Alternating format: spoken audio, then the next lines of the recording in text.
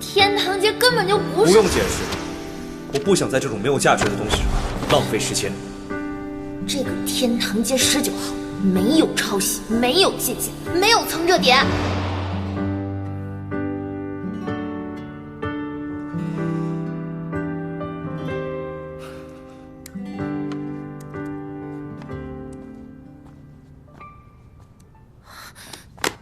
不准看！你干嘛偷看我东西啊？天堂街19号是你家的老宅吗？怎么了？对不起，第一次见面的时候，对你印象不好，加上漫星又是山寨漫画，所以误会你了。其实你画的挺不错的。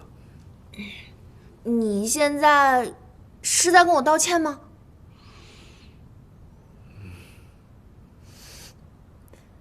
既然你道歉了，那我就宽宏大量原谅你吧。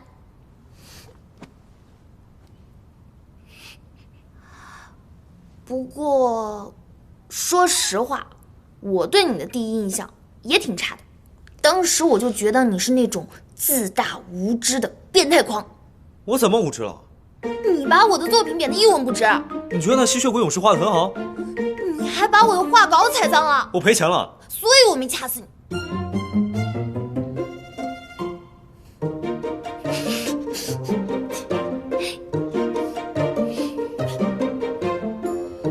其实，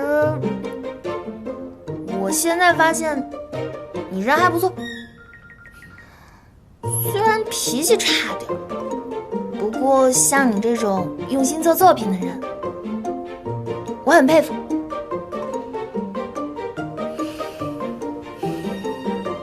这个不用你说，我自己知道。